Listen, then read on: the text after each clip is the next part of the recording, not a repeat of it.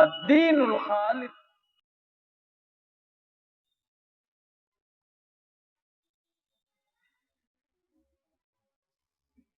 الحمد لله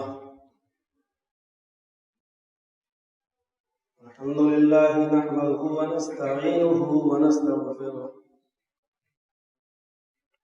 ونعوذ بالله من شرور أنفسنا ومن سيئات أعمالنا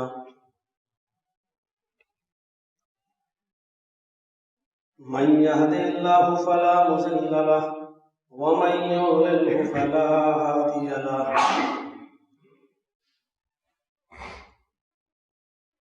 وأشهد أن لا إله إلا الله وحده لا شريك له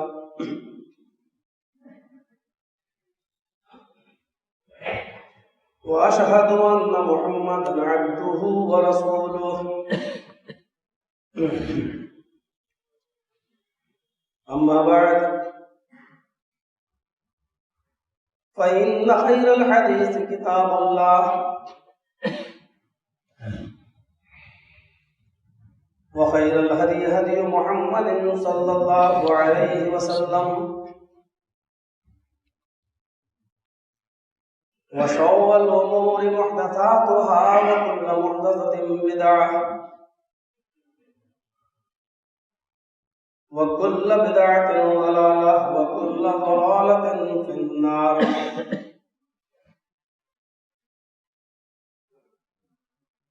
أعوذ بالله من الشيطان الرجيم. بسم الله الرحمن الرحيم.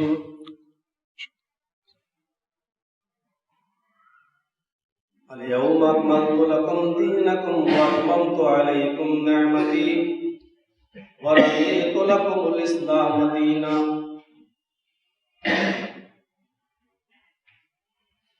رب اشرح لي صدري ويسر لي أمري واحلل عقدة من لساني يفقهوا قولي.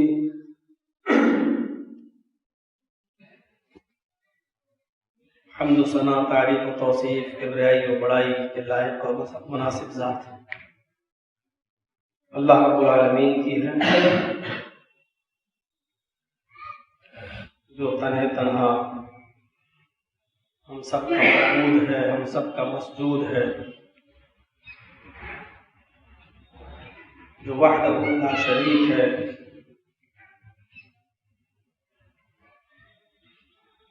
اور جو کائنات کی ہر شے پر قادر ہے. بعدہ درود و سلام کے بے شمار پھولوں کی بارش ہو احمد مصطفیٰ محسن انسانیت رسول رحمت امام الثقلین سید الانس والجن رحمت للعالمین جناب محمد رسول اللہ صلی اللہ علیہ وسلم کی ذات کرام. اللہم صلی وسلم وبارک علیہ. قرآن کریم کی ایک مختصر سی آیت کا ٹکڑا میں نے آپ کے سامنے خطبہ مسنونہ کے بعد پیش کیا ہے. تقریباً سن 9 ہجری کے اندر یہ آیت نازل ہوئی اور اس آیت کے نزول کے بعد ابو بکر صدیق رضی اللہ تعالیٰ عنہ کی آنکھوں میں آنسو تھے. گویا کہ وہ یہ سمجھ رہے تھے کہ نبی اکرم صلی اللہ علیہ وسلم کے اس دنیا سے رخصت ہونے کا وقت قریب آ گیا.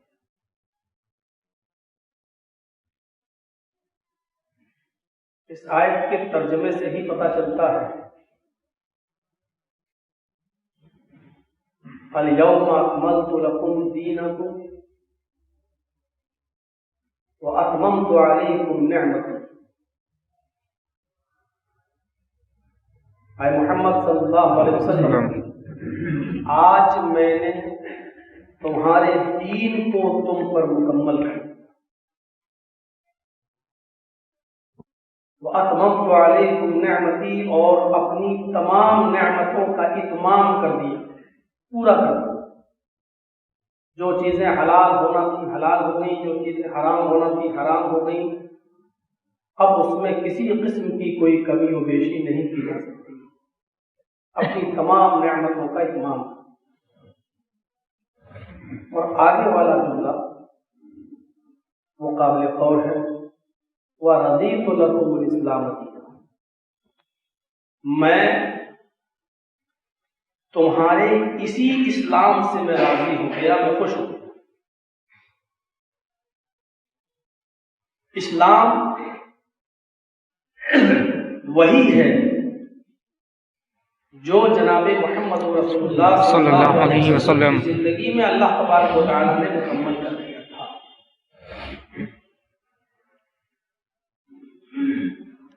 اور نبی اکرم صلی اللہ علیہ وسلم نے جس کنڈیشن میں ہمیں دیا ہے، نہ اس میں کسی قسم کی کمی کی جا سکتی ہے اور نہ کسی قسم کا اس میں اضافہ کیا جا سکتا ہے۔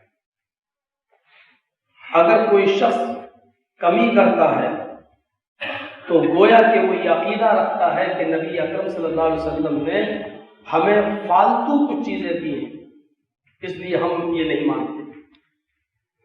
اور اگر دین کے اندر کوئی چیز کو وہ بڑھاتا ہے تو گویا کہ وہ یہ عقیدہ رکھتا ہے کہ نبی اکرم صلی اللہ علیہ وسلم یہ چیزیں دینا بھول گئے تھے جو بعد میں ہم ایجاد کر رہے ہیں اور دین کے اندر پیش کر رہے ہیں۔ دونوں ہی کنڈیشنیں خطرناک ہیں، اس لیے ماں موصولہ استعمال کر کے اللہ تبارک و تعالیٰ نے یہ کہہ دیا کہ ماں آتاکم الرسول فخذوہ، جو کچھ بھی، ماں کے یہاں دو معنی کیے جا سکتے ہیں، ماں موصولہ ہے، ماں آتاکم الرسول، جو کچھ بھی تمہیں رسول دیں فخذوہ، اس کو لے لو۔ اور ماں کا ایک دوسرا معنی یہ ہے، ماں آتاکم الرسول، رسول تمہیں جتنا دے اتنا لے لو، جو دیں چاہے وہ تمہاری مرضی کے مطابق ہو چاہے وہ تمہاری مرضی کے خلاف ہو، جو دیں وہ لے لو۔ اور ما آتاکم الرسول، جتنا دیں اتنا لے لو، نہ اس میں کمی کی جا سکتی ہے نہ اس میں اضافہ۔ وما نہاکم عنہ فانتہوا، یہاں پر بھی ماں کے دو معنی، اور جن جن کاموں سے روکیں اور جتنا روکیں ان کاموں سے رک جاؤ، اور جتنا روکیں اتنا رک جاؤ۔ یہ تو اصل کنڈیشن ہی ہے۔ سارے دینی معاملات یا وہ معاملات جو دین سمجھ کر لوگ کر رہے ہیں، اس کی کسوٹی یہی ہے کہ اس کو ہم شریعت اسلامی پر، قرآن و حدیث پر پرکھیں گے۔ آپ کا کام خوب کریے، لیکن اس کی گواہی اگر شریعت سے مل رہی ہوگی تو وہ شریعت کا حصہ ہوگا، اور اگر شریعت میں اس کی گواہی نہیں ہے تو اس کا حصہ، وہ شریعت کا حصہ نہیں بن سکتا۔ ذرا تصور کریں، نماز ہے، نماز، اور کون پڑھا رہے ہیں؟ محمد رسول اللہ صلی اللہ علیہ وسلم۔ اٹھاؤ ابو داؤد کتاب المساجد، صحابہ آپ کے پیچھے نماز پڑھ رہے ہیں، اور اچانک نماز ہی کی حالت میں اللہ کے رسول صلی اللہ علیہ وسلم نے اپنے دونوں جوتے اتار دیے۔ اس سے پتہ چلتا ہے کہ آپ جوتے پہن کر نماز پڑھ رہے ہیں۔ اپنے دونوں جوتے اتارے اور اپنے بائیں سائڈ میں رکھ دیے۔ نبی اکرم کے صحابہ جو پیچھے نبی اکرم صلی اللہ علیہ وسلم کی نماز پڑھ رہے تھے، ظاہر ہے جب انہوں نے اپنے امام کو، اپنے نبی کو جوتے اتارتے ہوئے دیکھا تو انہوں نے بھی جوتے اتارے۔ حدیث کے الفاظ فلما قضى صلاته، جب اللہ کے رسول نے اپنی نماز مکمل کی، جب نماز سے فارغ ہوئے، جوتوں کا ایک ڈھیر دیکھا، صحابہ کرام نے اتار کے اپنے بغل میں رکھ دیے، تو اللہ کے نبی صلی اللہ علیہ وسلم نے جو سوال کیا وہ حدیث کی کتاب میں یوں ہے، ما حملکم علی القاء نعالکم، تمہیں تمہارے جوتے اتارنے کے لیے کس چیز نے ابھارا؟ میں نے تو تمہیں جوتے اتارنے کا حکم نہیں دیا تھا، تم نے جوتے کیوں اتارے؟ قربان چلے جائیے صحابہ کرام کے جذبات پر اور صحابہ کرام کے جواب پر۔ صحابہ کرام نے جو جواب دیا وہ یہ جواب دیا، جب اللہ کے رسول نے کہا کہ تم نے کیوں اپنے جوتے اتارے، تمہیں کس چیز نے ابھارا جوتے اتارنے؟ تو صحابہ کرام نے کہا اللہ کے رسول یہ ہم سے کیوں پوچھ رہے ہیں کہ ہم نے جوتے کیوں اتارے؟ رائناک القیت نعالک، ہماری آنکھوں نے تو صرف اتنا دیکھا کہ آپ نے جوتے اتارے، فالقینا نعالنا، آپ کو اتارتے دیکھا تو ہم نے بھی اتارے۔ ہم نہیں جانتے کیا سچ ہے کیا غلط، ہم نہیں جانتے کیا صحیح ہے کیا غلط، ہماری آنکھوں نے تو صرف یہ دیکھا کہ آپ نے اتارے تو ہم نے بھی اتارے۔ یہ تھا اسلام۔ تو اللہ کے رسول نے کیا فرمایا صحابہ سے، میرے ساتھیوں میں نماز کی حالت میں تھا، جوتے پہن کر نماز پڑھا رہا تھا، نماز ہی کی حالت میں جبریل میرے پاس آئے اور جبریل نے مجھ سے کہا آپ کے جوتوں میں کوئی گندگی لگی ہوئی۔ قزن اور قزن دونوں لفظ حدیث میں موجود ہیں۔ صحابی کو شک تھا کہ اللہ کے رسول نے قزن کہا یا ازن کہا۔ ازن گندگی، کوئی گندی چیز، ازن کوئی تکلیف دینے والی چیز، ایذا دینے والی چیز۔ دیکھیے صحابہ حدیث کے معاملے میں کتنے محتاط تھے، اپنی طرف سے کوئی بات نہیں۔ اگر اللہ کے رسول صلی اللہ علیہ وسلم نے قزن یا ازن کوئی لفظ استعمال کیا اور ان کو شک ہو گیا کہ قزن کہا یا ازن، تو انہوں نے دونوں جملے بیان کر دیے۔ دیکھیے یا تو یہ کہا یا یہ کہا، یہ مجھے ڈاؤٹ ہے کہ کیا کہا۔ حدیث کا احتیاط دیکھ رہے ہیں نا، حدیث میں احتیاط، صحابی اپنی زندگی کے اندر کتنی احتیاط کرتے تھے صحابہ کرام، پتہ نہیں قزن کہا کیسے کہا۔ تو اللہ کے نبی صلی اللہ علیہ وسلم نے کہا میرے جوتے میں گندگی لگی ہوئی تھی، جبرائیل نے مجھے بتایا، یا تکلیف پہنچانے والی کوئی چیز لگی ہوئی تھی۔ تو جب میں نے یہ سنا تو میں نے اپنے دونوں جوتے اتار دیے۔ تمہیں تو اس وقت تک نہیں اتارنا چاہیے تھا جب تک کہ میں تمہیں کوئی حکم نہ دوں۔ پورے واقعے کو بتانے کا مین مقصد صرف یہ ہے کہ صحابہ کرام یہ نہیں جانتے تھے کہ کیا، صحابہ کرام صرف اتنا جانتے تھے کہ میرے نبی نے کیا کیا وہ ہمیں کرنا ہے، یہی شریعت ہے۔ جو نبی اکرم دیں لے لو، جتنا دیں اتنا لے لو، کسی سے کوئی شکایت نہیں، کسی سے کوئی ہمیں تکلیف نہیں، لیکن کام جب دین کے نام پر ہو اور دین کے اندر اس کا کوئی وجود نہ ہو اور لوگ اس کو دین کا حصہ مانیں تو میرے بھائیو تکلیف ہوتی ہے۔ من احدث فی امرنا ھذا ما لیس منہ فہو رد، حضرت عائشہ فرماتی ہیں کہ اللہ کے نبی صلی اللہ علیہ وسلم نے فرمایا جس نے میرے دین کے اندر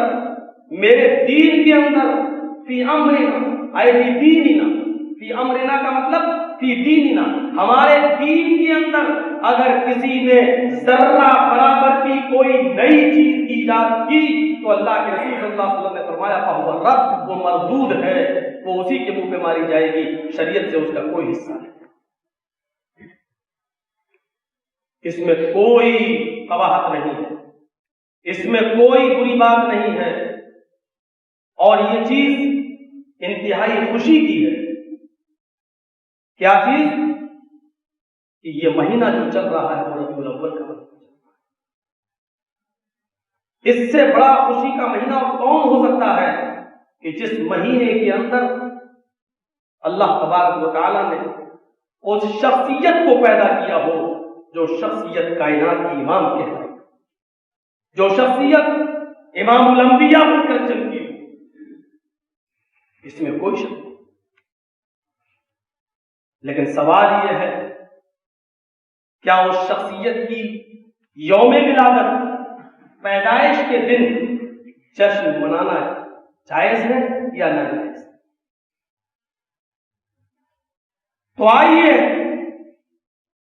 قرآن کے صفحات پر نظر ڈالیں، آئیے حدیثوں کی کتابوں پر نظر ڈالیں، آئیے دور صدیقی پر نظر ڈالیں، آئیے دور فاروقی پہ نظر ڈالیں، آئیے دور علی حیدر کرار کی زندگی پر نظر ڈالیں، آئیے دور عثمانی پہ نظر ڈالیں، آئیے دور حسن اور حسین پر نظر ڈالیں، آئیے دور صحابہ پر نظر ڈالیں، دور تابعی پر نظر ڈالیں، دور تبع تابعی پر نظر ڈالیں، دور ائمہ و مجتہدین و محدثین پر نظر ڈالیں، آئیے دور اولیاء کرام اور بزرگان دین کی زندگی پر نظر ڈالیں۔ کیا کہیں سے ہمیں کسی ایک کی شہادت ملتی ہے کہ اس نے اپنی پوری زندگی کے اندر جناب محمد رسول اللہ صلی اللہ علیہ وسلم کی یوم ولادت پیدائش کے دن جشن منایا ہو؟ ایک کہیں سے ثبوت مل جائے تو میرے بھائی ہم اس کو اپنا ایمان اور اپنے عقیدے کا حصہ 40 سال کی عمر، 40 سال 2 مہینے سے جب کچھ تجاوز کر گئے تو امام کائنات غار حرا کے اندر موجود ہیں، رات کا اندھیرا ہے، امین ایمانی شکل میں آ رہے ہیں، نبی اکرم صلی اللہ علیہ وسلم سے کہتے ہیں اقرا یا محمد، آئے محمد پڑھو۔ آپ نے فرمایا ما انا بقاری، میں پڑھنا نہیں جانتا، میں پڑھا لکھا نہیں ہوں۔ جبرائیل نے پکڑا اور دبایا، اللہ کے نبی صلی اللہ علیہ وسلم فرماتے ہیں مجھے اتنی زور سے دبایا، لقد خشیت علی نفسی، مجھے ڈر لگا کہ کہیں میری جان نہ چلی جائے۔ پھر چھوڑا، پھر کہا اقرا یا محمد پڑھو، میں نے پھر وہی جواب دیا، انہوں نے پھر دبایا، پھر تیسری بار چھوڑا، کہا اقرا یا محمد، اے محمد پڑھو، میں نے کہا ما انا بقاری، میں پڑھنا نہیں جانتا۔ تیسری بار دبایا اور دبانے کے بعد پھر چھوڑا اور اس کے بعد کہا اقرا بسم ربک الذی خلق، خلق الانسان من علق، اقرا وربک الاکرم الذی علم بالقلم، علم الانسان ما لم يعلم۔ یہ 5 آیتیں ابتدائی سب سے پہلے نازل ہوئی۔ ان آیتوں کے بعد اللہ کے نبی گھبرا گئے اور وہ اپنے گھر چلے آئے۔ حضرت خدیجہ سے کہتے ہیں زملونی زملونی، خدیجہ مجھے چادر اڑاؤ، آج مجھے اپنی جان کا ڈر لگ رہا ہے۔ تو حضرت خدیجہ نے یہ کہہ کر ڈھارس بندائی، انکا، نہیں آپ ڈر کیوں رہے ہیں؟ آپ کو ڈرنے کی ضرورت نہیں ہے، آپ کیوں خوف کھا رہے ہیں؟ انکا لتصل الرحم، آپ تو رشتہ داریاں توڑتے نہیں ہیں، آپ تو رشتہ داریوں کو جوڑنے کا کام کرتے ہیں۔ انکا لتصل الرحم وتحمل الکلہ، آپ تو مزدوروں کا بوجھ خود لاد کر اپنے سینے پر اپنے کاندھے پر اٹھا کر ان کو ان کے گھر تک پہنچا دیتے ہیں۔ وتکسب المعدوم، جن کے پاس کھانے پینے کا سامان نہیں ہے، آپ محنت و مزدوری کر کے اس کو کھلاتے اور پلاتے ہیں، کما کر اس کو دیتے ہیں۔ وتقری الضیف، اور آپ تو مہمانوں کی مہمان نوازی کرتے ہیں۔ وتعین علی نوائب الحق، اور جو راستہ بھول گیا ہو آپ اس کو اس کی منزل مقصود تک پہنچا دیتے ہیں۔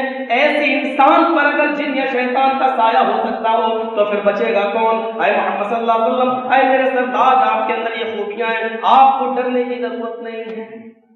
یہ پوری زندگی یہاں سے شروع ہوتی ہے نبی اکرم کی، اور پھر قل اعوذ برب الناس سے لے کر من الجنۃ والناس تک پڑھ جائیے، کہیں پر بھی آپ کو نہیں ملے گا کہ نبی اکرم صلی اللہ علیہ وسلم نے کبھی جشن منایا۔ 40 سال کے بعد آپ کی نبوی زندگی شروع ہوتی ہے، 23 سال تک آپ زندہ رہے، نہ 23 سال کی پوری زندگی میرے بھائیوں آپ پڑھ جائیے، نہ خود نبی نے جنم دن منایا، نہ نبی کے بیوی بچوں نے منایا، نہ نبی کے صحابہ نے منایا۔ جس شریعت کے اندر یہ چیز موجود ہو کہ اللہ کے نبی صلی اللہ علیہ وسلم جب بیت الخلا جاتے تو اپنا بایاں قدم پہلے رکھتے، جب وہاں سے نکلتے تو اپنا دائیں قدم باہر نکالتے۔ جس شریعت میں یہ چیز موجود ہو کہ اللہ کے نبی نے فرمایا کہ جب تو بیت الخلا میں بیٹھو لیٹرین کے لیے تو اپنے بائیں پیر پر زور دے کر، بائیں پیر پر زور دے کر بیٹھو۔ جس شریعت میں یہ موجود ہو کہ جب تم بیت الخلا میں جاؤ تو اللہم انی اعوذ بک من الخبث والخبائث پڑھو۔ جس شریعت کے اندر یہ موجود ہو کہ اگر تمہیں پانی نہ ملے تو استنجے کے لیے 3 مٹی کے ڈھیلے استعمال کرو۔ جس شریعت کے اندر یہ موجود ہو کہ آپ لیٹرین کس طرح کرتے تھے، کپڑے کس طرح پہنا کرتے تھے، پانی کس طرح پیا کرتے تھے، بیت الخلا کس طرح جایا کرتے تھے، میرے بھائیوں کیا اس پوری شریعت کے اندر یہ موجود نہ ہو کہ نبی اکرم کی 12 ربیع الاول آتی ہو اور یوم ولادت آتا ہو اور نبی اکرم صلی اللہ علیہ وسلم 12 ربیع الاول کو اپنا جشن، اپنی پیدائش کی خوشی کس طرح مناتے ہو؟ تعجب ہے میرے بھائی، پیشاب اور لیٹرین تک کا طریقہ جب شریعت میں موجود ہو، لیکن اتنی بڑی خوشی اور وہ شریعت کا حصہ اور دین سمجھ کر بنائی جا رہی ہو اور یہ موجود نہ ہو۔ وہی حضرت انس ہے، جب نبی اکرم صلی اللہ علیہ وسلم، اور ایک بات یاد رکھنا، نبی اکرم صلی اللہ علیہ وسلم کی تاریخ ولادت میں اختلاف ہے، یوم ولادت میں اختلاف ہے۔ آپ 12 تاریخ کو پیدا ہوئے یہ ضروری نہیں ہے۔ قاضی سلیمان منصور پوری رحمت اللہ علیہ نے رحمت للعالمین کے اندر لکھا ہے کہ آپ کی ولادت 1 عام الفیل 9 ربیع الاول کو ہوئی، اور یہی تاریخ ولادت آپ تعجب کریں گے، میں شاہی جامع مسجد کے ایک اٹاوا ہی کی نہیں، پورے ہندوستان کی جماعت اہل حدیث کی سب سے بڑی مسجد کے ممبر سے اس بات کا اعلان ڈنکے کی چوٹ پہ کرتا ہوں کہ صرف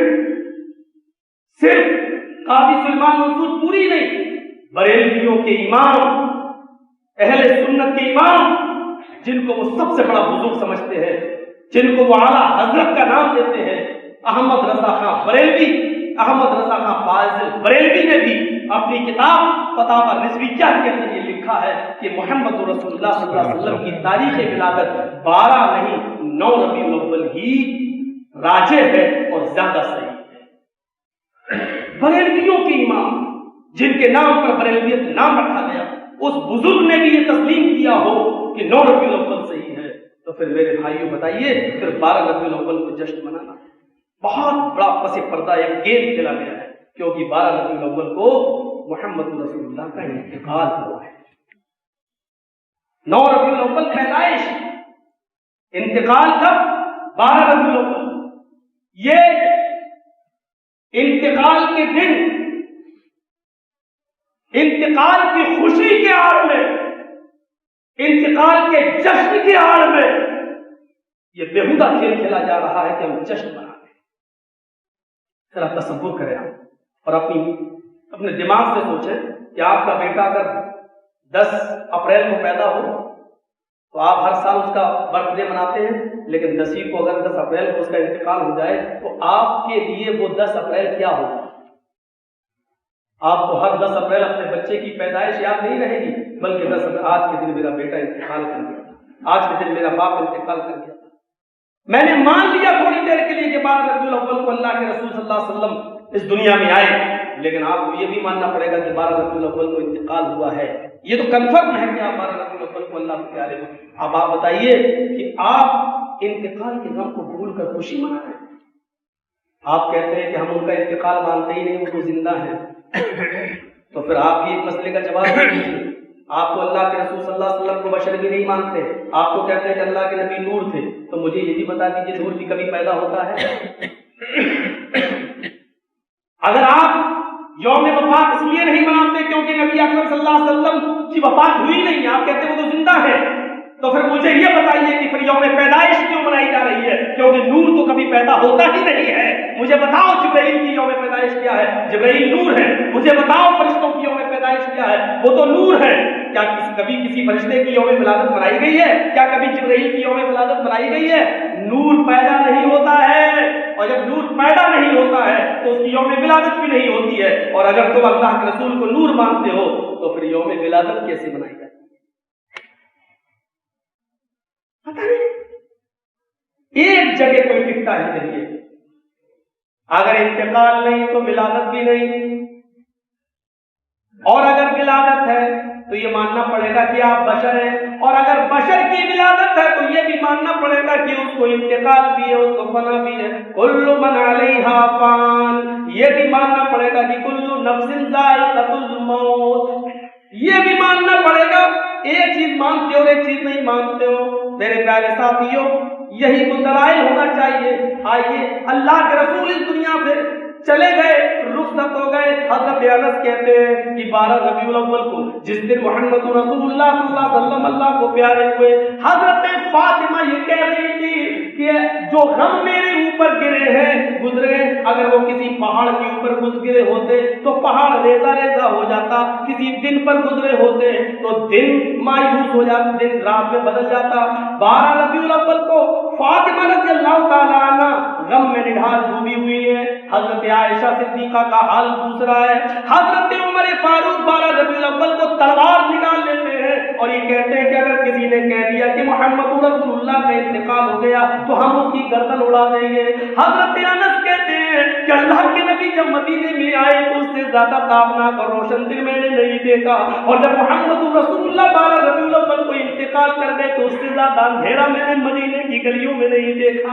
میرے پیارے ساتھیوں, وہاں 12 ربیع الاول کو میرے بھائیوں آنسوؤں میں پورا مدینہ ڈوبا ہوا ہے, اور یہاں 12 ربیع الاول کو ہمارے مکان میں لائٹیں جل رہی ہیں, چراغاں ہو رہے ہیں, جھنڈیاں لگائی جا رہی ہیں اور جشن منایا جا رہا ہے. فَأَنَّىٰ يُؤْفَكُونَ, ہماری عقلیں کیسے پھیر دی گئی ہیں,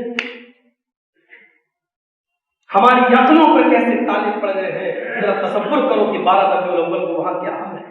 وہاں حضرت ابوبکر صدیق عمر فاروق کے ہاتھ سے تلوار چھین کر پھینکتے ہیں, مسجد نبوی میں منبر پر کھڑے ہو کر خطبہ دیتے ہیں, آئے عمر ہوش میں آؤ, اللہ تعالیٰ میرے نبی پر 2 موتیں کبھی نازل نہیں کرے گا, جو موت لکھنا تھی آنا تھی وہ آ چکی ہے, 2 موتیں نہیں دے گا.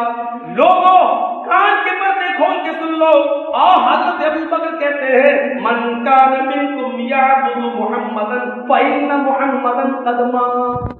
تم لوگوں میں سے جو محمد کو اپنا رب سمجھتا تھا, جو محمد کو اپنا معبود سمجھتا تھا, جو محمد صلی اللہ علیہ وسلم کی عبادت کرتا تھا, وہ سن لے فإن محمدا قد مات. محمد رسول اللہ اللہ کو پیارے ہو چکے, محمد رسول اللہ اللہ کے پاس جا چکے.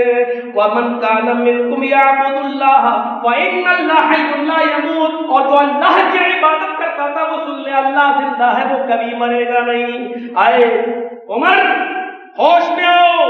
وما محمد الا رسول قد خلت من قبلہ الرسل. کیا تمہیں یہ آیت نہیں پڑھی ہے قرآن میں, کیا محمد صلی اللہ علیہ وسلم آپ سے پہلے بھی بہت سے رسول اس دنیا میں آئے, ان کو بھی موت آئی, آپ کو بھی اس دنیا سے جانا ہے. حضرت عمر فاروق کھڑے ہو گئے, کہتے ہیں ابوبکر اللہ کی قسم مجھے ان آیتوں پر میری نظر نہیں گئی, آج مجھے ایسا لگ رہا ہے جیسے یہ قرآن کی آیتیں آج ہی نازل ہو رہی ہوں. ہم نے بھی اپنا عقیدہ بدل لیا, ہم بھی مانتے ہیں کہ اللہ کے رسول اللہ کو پیارے ہو گئے. میرے پیارے ساتھیوں, قرآن و حدیث کی دلیل آئی, حضرت عمر نے سر آنکھوں پر لے لیا, ابوبکر صدیق نے ان کو سمجھایا. کہنے کا مقصد یہ ہے شریعت وہ ہے جو کتاب و سنت کے اندر موجود ہے. میرے بھائیوں, اللہ کے رسول اس دنیا سے رخصت ہو گئے, ابوبکر کا زمانہ آیا, 2 سال خلیفہ رہے. ایک واقعہ کہیں نہیں ملتا کہ 2 سال میں انہوں نے کبھی زندگی میں محمد رسول اللہ صلی اللہ علیہ وسلم کا جشن منایا ہو. سسر تھے, اللہ کے رسول صلی اللہ علیہ وسلم کے سسر تھے ابوبکر صدیق. ابوبکر نے اپنی بیٹی عائشہ دی تھی نبی اکرم کو. ابوبکر کے انتقال کے بعد عمر فاروق کا زمانہ آیا, 10 سال خلافت کی. یہ بھی سسر تھے, اپنی بیٹی حفصہ دی تھی جناب محمد رسول اللہ صلی اللہ علیہ وسلم کو. 10 سال میں 10 مرتبہ 12 ربیع الاول کی تاریخ آئی, لیکن حضرت عمر فاروق نے کبھی پوری زندگی میں 12 ربیع الاول کے دن ایک بھی چراغ نہیں جلایا, ایک بھی جشن نہیں منایا, یوم ولادت نہیں منائی. ارے عثمان غنی کو لے لیجیے, انہوں نے 12 سال خلافت کی, داماد تھے. اللہ کے رسول نے اپنی بیٹی رقیہ دی تھی, رقیہ کا انتقال ہوا تو ام کلثوم دے دی.